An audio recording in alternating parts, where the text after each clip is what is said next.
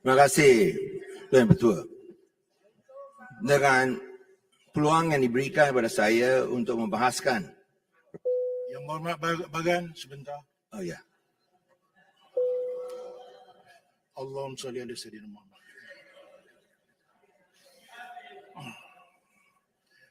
Bismillahirrahmanirrahim. Ingin saya ingatkan ahli Dewan ya. We are live. Kita akan menjadi bahan ketawa di luar tu. Ya. Saya duduk di sini. I do not want dengan izin ya. The mockery that has been happening in the Dewan. Ya. I'm serious about it. Disilakan Yang Berhormat Bagan. Terima kasih Tuan Ketua. Perang Undang-Undang Kewangan 2023 adalah satu usaha untuk memastikan bahawa beberapa langkah-langkah percukaian. Tuan Ketua, saya mohon sekejap. Tadi arahan Speaker supaya Jelutong keluar. Sekarang Jelutong tak keluar. Saya minta dilaksanakan arahan tersebut. Sebentar Yang Berhormat Bagan. Saya tak sure tadi apa sebenarnya niat yang Berhormat Timbalan Speaker tadi telah buat ruling atau tidak. Jadi saya pada pandangan saya apa yang telah diputuskan kan oleh Yang Berhormat Timbalan Speaker sebentar tadi stand. Kalau perlu saya buka balik pada handset saya akan buat.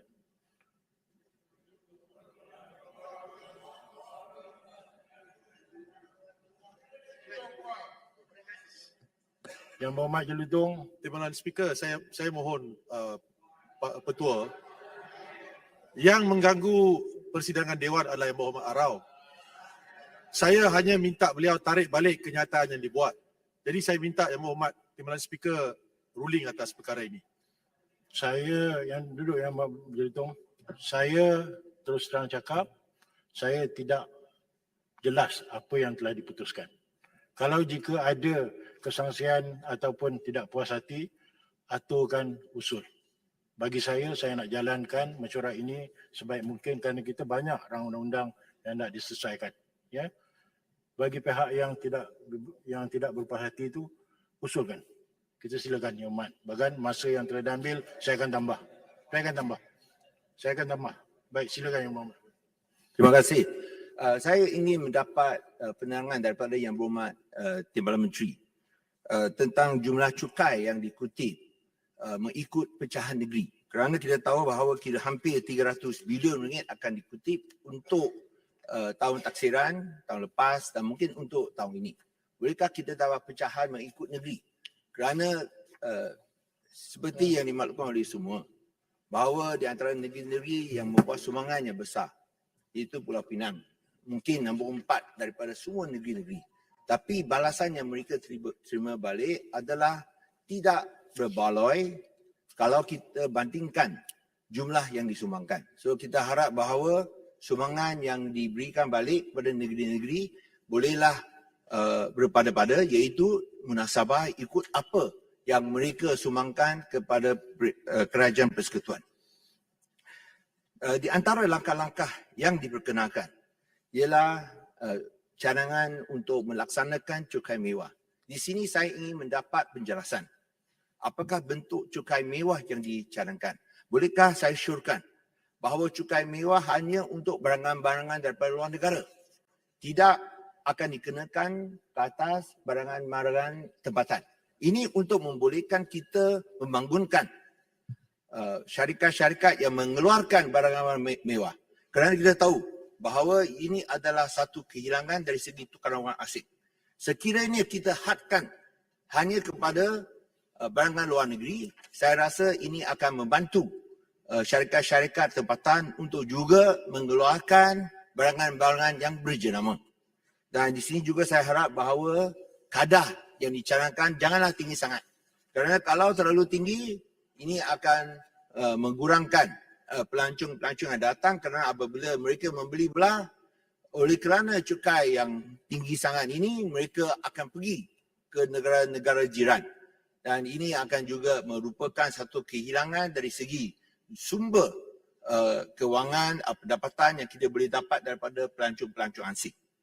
Satu lagi ialah berkaitan dengan cukai keuntungan modal untuk syarikat-syarikat yang tidak diseraikan dalam bursa KL. Saya ingin mengesyorkan bahawa langkah ini kita tangguhkan buat masa kini sehingga keadaan ekonomi, pertumbuhan dan pembangunan ekonomi dapatlah dipulihkan dengan sepenuhnya. Seperti yang kita maklumkan, kini kita menghadapi sedikit cabaran dari segi pertumbuhan ekonomi kerana keadaan global yang kurang menentu ini. So kalau boleh kita tangguhkan cadangan ini terlebih dahulu. Bolehkah kita dapat sedikit maklumat tentang nilai modal berbayar syarikat-syarikat yang tidak tersenarai? Kerana kalau saya tidak silap, jumlah nilai dari segi syarikat-syarikat yang tidak diseraikan dalam bursa adalah lebih tinggi daripada apa yang diseraikan dalam bursa. So di sini kita boleh lihat impak dan kesan yang besar sekiranya cukai keuntungan modal dilaksanakan. Sungguh pun ada pengecualian, tapi buatlah kalau perlu hanya apabila keadaan ekonomi pulih sepenuhnya. Satu lagi perkara ialah Sebentar Bagan, Yang Berhormat Besut, kenapa anda berada di dalam Dewan? Yang Dipertua, Timbalan Yang Dipertua. Saya dah minta penjelasan itu hari ini. Sehingga bila saya berada, boleh masuk balik ke Dewan. Saya tanya 3 hari. Dan Yang Berhormat Timbalan Speaker beritahu hari Khamis, hari Rabu dan juga lepas tu saya tanya, tak sebut dari mana-mana. Dan saya tanya hari Sabtu. Terus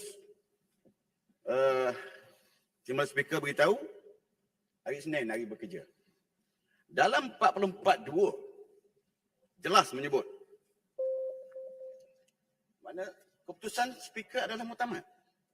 Okay, kena ada usul kalau nak di apakan balik ya. Kalau ikut Yang Berhormat, 44.2. Yang Berhormat, peraturan-peraturan itu semua dalam kepala saya. Ya. Okey. Sebab tu saya nak beritahu 44.2 sebut Yang tak Berhormat, lebih daripada Yang 10 Berhormat, hari. Maksudnya Yang tak Berhormat, lebih 10 hari, tidak Yang disebut Berhormat, hari apa? Hari Dengar bekerja. saya bercakap 42 ya. Dengar. Ya. Maksud saya adalah masa persidangan.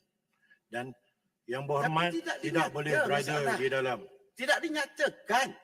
Sebab tu saya tanya, Yang kenapa Berhormat, itu adalah interpretasi saya sebagai yang telah membuat keputusan. tidak ada dalam undang-undang masalahnya? Bentara, silakan. Tak suka rayu sajalah. Yang Berhormat Besut peguam. Tahu Merayu kan? apa masalah sekarang? Yang lain, Sitting days, yang sitting lain, days. yang lain, Dia please. silent. Yang Berhormat, Hari bekerja tak Yang bisa. Berhormat Besut, ini bukan faham. mahkamah. Tak terikat dengan peraturan Presiden Mahkamah ya. Dan saya telah memutuskan maksud saya apa yang saya sebut sebagai hari bekerja adalah hari berada di dalam Dewan. Yang Dia Berhormat saya Besut, Isnin. Yang Berhormat Besut, Isnin adalah hari bersidang dalam Dewan. Ya, Bentara, atur jadi keluar. keputusan yang dipertua tak betul lah mana? Yang Berhormat, saya telah putuskan. Kenapa saya diarah masuk hari Isnin? Siapa yang arahkan? Ini saya telah memaklumkan Tengok, Hansel. hari. Saya tidak mau berdebat lagi. Perlu saya panggil Tak polis. answer. Jangan. Yang Berhormat, sila keluar. Oh, Kalau jadi tak ikut keputusan juga, ni saya akan tambah lagi. Suka-suka Terus terang keputusan. cakap. Jadi 43 macam mana? 43. Tambah lagi. 43 adalah keputusan muktamad. saya. Interpretasi saya telah jelaskan kan? Ya, tapi You bila nak- saya tanya hari Sabtu ke masuk? Saya tanya hari Sabtu Yang masuk. Berhormat, Ya, saya tidak mahu Deputy Speaker kata saya hari- tidak hari mahu ni masuk. saya tidak mahu polemik ini berterusan. dengar kat Ini sini. adalah keputusan saya. Oh, hebat. Penjelasannya. Hebat. Sonoklah julutong ah. Yang Berhormat, sila keluar.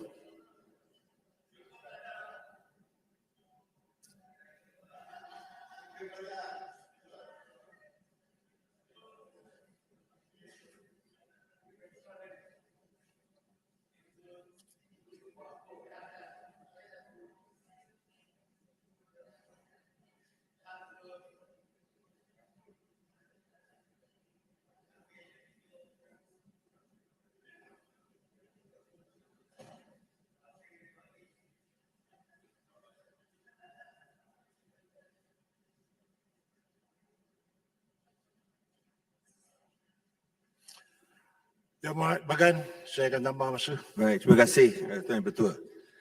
Saya juga mengucapkan tahniah kepada pihak kementerian kerana telah merangka Belanjawan 2023 yang kita boleh lihat bahawa adalah satu belanjawan madani ini. Dan kita harap dalam aspek ini pihak kerajaan saya rasa adalah jauh lebih profesional daripada pihak di sana. Kerana kalau kita sebut tentang langkah-langkah percukaian dan langkah-langkah ekonomi, kita bukan macam pihak pembangkang yang kurang bertanggungjawab sehingga mencanangkan mencetak wang untuk memberikan kepada rakyat. Itu suatu cadangan yang amat kolot dan amat tidak bijak sama sekali. Mencetak wang untuk diberikan kepada rakyat adalah satu langkah yang akan membawa mudarat kepada negara.